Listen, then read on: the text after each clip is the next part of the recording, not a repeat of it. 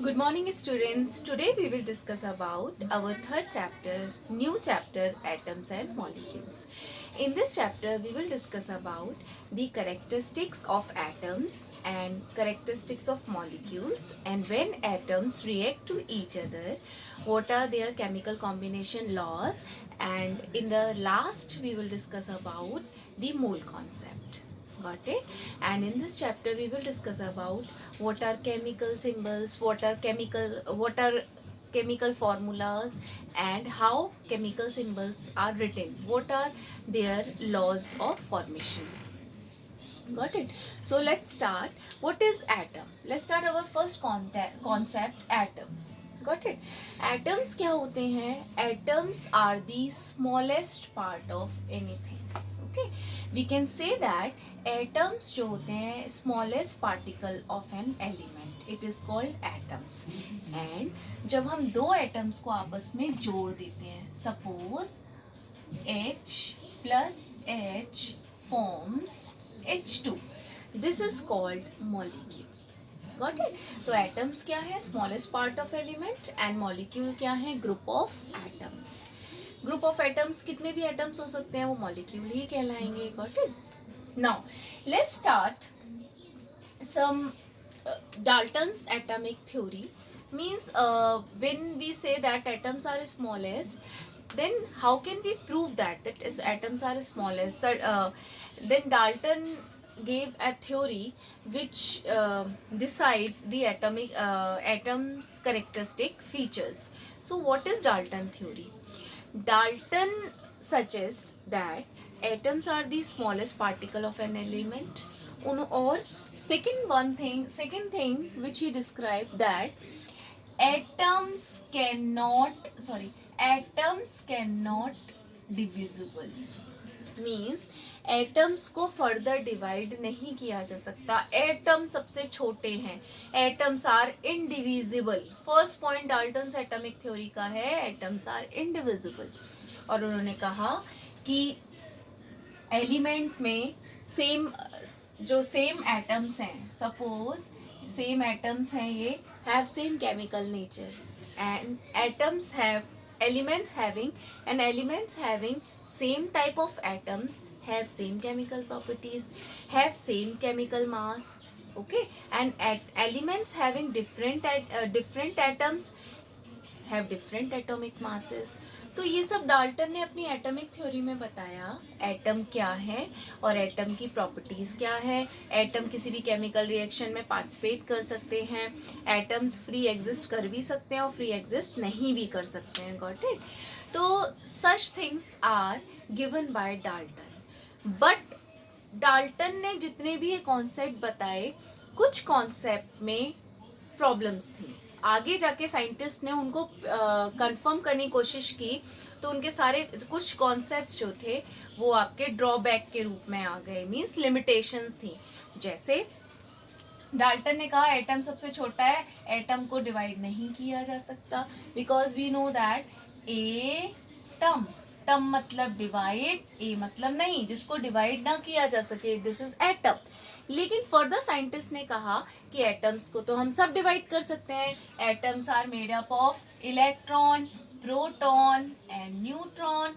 तो उसकी ये ड्रॉबैक हो गई इस वाली डाल्टन्स एटॉमिक थ्योरी की कि एटम्स को डिवाइड नहीं किया जा सकता, atom can be divisible. Okay. दूसरी बात उन्होंने जो कहा था कि elements having same type of atoms have same mass. Got it? And have same chemical properties. लेकिन फर्दर क्या हुआ, एक टर्म निकली थी जिसको हम बोलते हैं आइसोटोप्स. Got it? आइसोटोप्स में क्या होते हैं?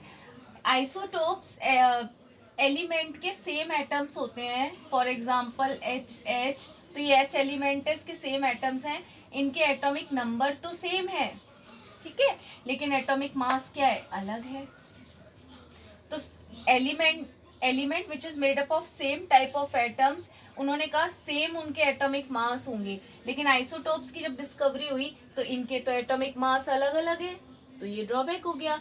ठीक है, ऐसे ही आइसोबार के लिए हुआ था. तो these are the drawbacks. I will provide you notes also. Let's come to another topic which is related to this chapter, that whenever chemicals react to each other, whenever chemicals react to each other, they react according to some laws. Okay, so these laws are called laws of chemical combinations. And first there are various laws of chemical combination, but we will discuss about two laws of chemical combination. And one is law of, okay, yes, first law है आपका law of conservation of mass. Okay, law of conservation of mass. इस law के according क्या है, इस law में ये बताया गया कि जब दो केमिकल्स आपस में रिएक्ट करते हैं, ठीक है, हमेशा याद रखना, जो दो केमिकल आपस में रिएक्ट कर रहे हैं, these are called reactants. Okay, react करने के बाद जो आपका फाइनल सब्सटेंस फॉर्म हो रहा है, दिस इज कॉल्ड प्रोडक्ट.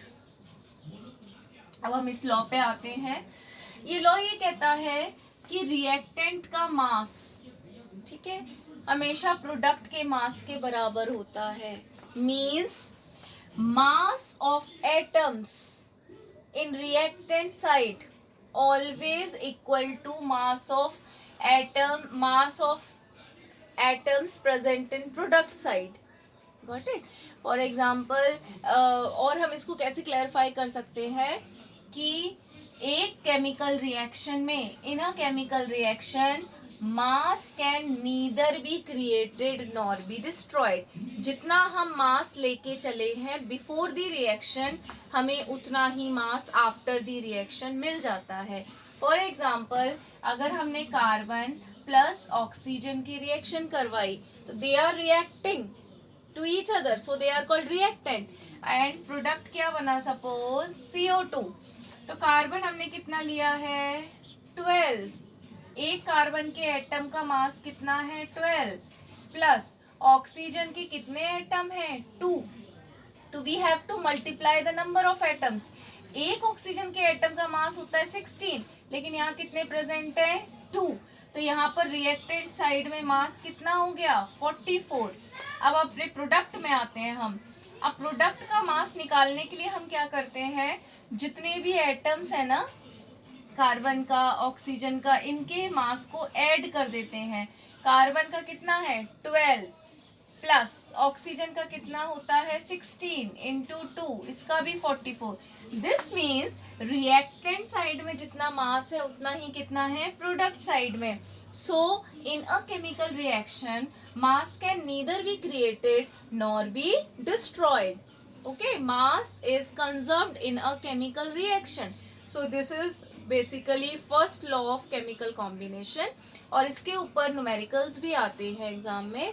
क्या न्यूमेरिकल हो सकता है कि तुम्हें एक रिएक्टेंट का मास दे दिया, दूसरे रिएक्टेंट का मास दे दिया. सपोज एक रिएक्शन है A plus B C plus D, ठीक है. A का मास है आपका 2, B का मास है 1, C का मास दे रखा है आपका 1.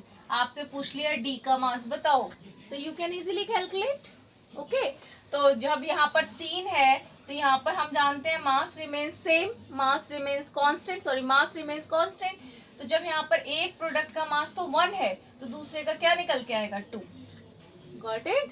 सो this is our first law of chemical combination.